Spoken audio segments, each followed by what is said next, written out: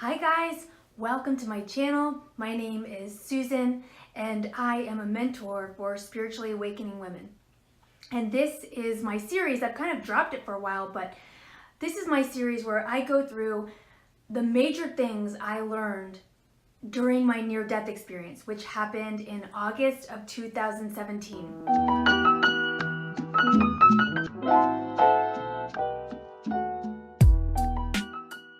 For those of you guys who don't know, I had become really ill with chronic Lyme disease, and I knew I was going to die one night.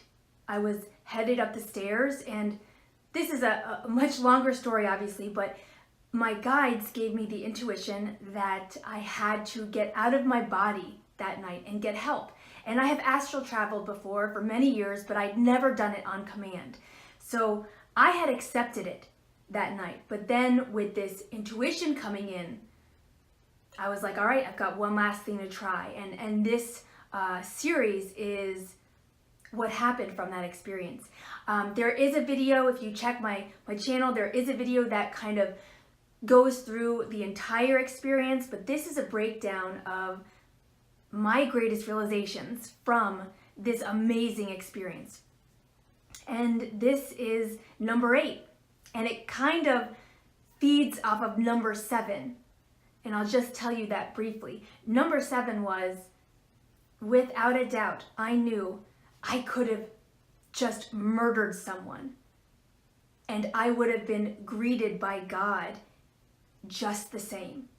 So it might even help to go back and watch that video, because that might sound even a little more shocking.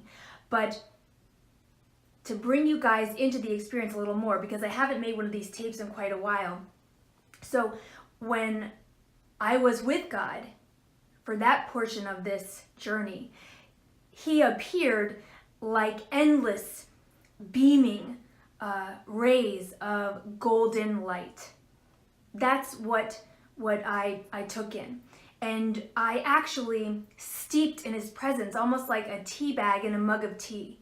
I was in my astral body and I was with Him, and we merged. And I viscerally felt exactly what He was made of, and in these videos I try to kind of relay everything that came to pass. And there were actually different parts of that journey. That wasn't it. After that, I went on with a being who looked like Jesus, and we actually healed together. And then there was another leg of the journey after that. But this is just about that time that I spent merged with God. And I say God, not out of alignment with any religion. I don't believe it's possible to stuff whatever God is into any human word. So I do just use that basically out of laziness, because I've always said it my whole life. But please know, I don't orbit inside of any religion. I just love God and love spirit, and I've dedicated my life to it, but I don't resonate with any of the groupings of behaviors or practices of any religion. And if you do, I completely honor that, by the way. But during this time, like I said, when I was completely steeped in God's presence, we shared a conversation. It was without words. It was an effortless, energetic exchange. That's how I would put it. And the feeling of it was very much akin to what I would think of as like a two-pronged plug plugging into the socket. I have made a lot of mistakes in my life, just like you have. I'm sure that's very common of all human experiences. We are emotionally messy. We make, we make crazy decisions based off our messy emotions, all of that. So, and I've really gone to some dark places in my life too. I was born clairvoyant. I had a hell of a time dealing with that. I wasn't believed, and so I kind of internalized that in a bad way, and grew up really believing I was crazy, and I swore never to talk about it. I was like, no one can know this. And I kind of thought I was crazy. And it wasn't until this near-death experience that I even came out of the spiritual closet. But during this time, when I was completely steeped in God. I knew this without a shadow of a doubt. I was wholly loved, just like you, no matter who you are, no matter what. And these are just words I understand following the experience, but that was something I viscerally experienced as truth. And I mean truth with a capital T. Trying to frame that and give that to you via the English language feels insanely insufficient, but I do want to try. Because there was not even a flicker or a waver in that God energy as it embraced me. I was wholly loved. And like I said in the tape before, I knew it so viscerally. I knew it as such truth that I actually thought, while immersed in God's energy, I could have just murdered someone right now. I had that thought during that experience. During this entire experience, I was 100% as awake and conscious as I am with you right now. So these memories of mine,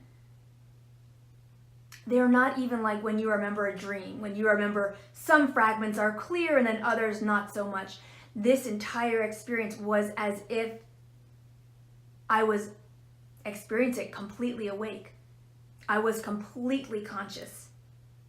There was no haze from the moment I got out of my body to the moment I came back in. It was just as I'm talking to you right now. I knew I was wholly loved without any wavering, without any exception, without any degree of judgment on anything I had ever done. And this I knew while immersed, while wholly steeped in God. And I wanted to share that with you. It's so powerful. No matter who you are or what you've done, no matter how you align spiritually or religiously, no matter if you don't believe in religion or you're an atheist, the source energy that created us has no opinion of us other than sheer and total and nearly unrecognizable love. And I made a tape about that too. The love that I experienced as God was so incredibly different than anything we know or have experienced or exchanged between us here on earth. And that's why on some earlier videos, I actually describe that a little more, and I say, you know, the word I would use to ascribe to God, because that love is impossible. It's impossible to describe. And the word rather that I settled on to best encompass God, using the English language at least, to me was actually freedom. And that is because that love was so pure, it couldn't possibly fit inside that word love as we know it. But this I know for sure. No matter what you've ever done, there literally is nothing but complete and total and unwavering, devoid of personality, devoid of opinion or judgment, just purely sheer love. And to me, that's some of the most exciting and hopeful news that I could ever hope to give away from my experience. Because how difficult is it for all of us? We are always searching for more and more love, especially when it comes to self-love. That seems to be, for so many women I know, the hardest love to embrace. So I hope you take this in your heart, and I hope you keep it there going forward. And let it sit there and let it percolate. I know it's a little hard to take in, because even with our parents, for example, that's such an archetypal relationship, right? But even with our parents, there are ups and downs, and there can be judgments and falling outs. This is nothing like it, not even close. So all my love to you. I'm so grateful to be here with you. And if you are a woman, I'd love to have you in my Facebook group, Divining Women, because that is where we do live Q&As every Thursday. And it's really fun.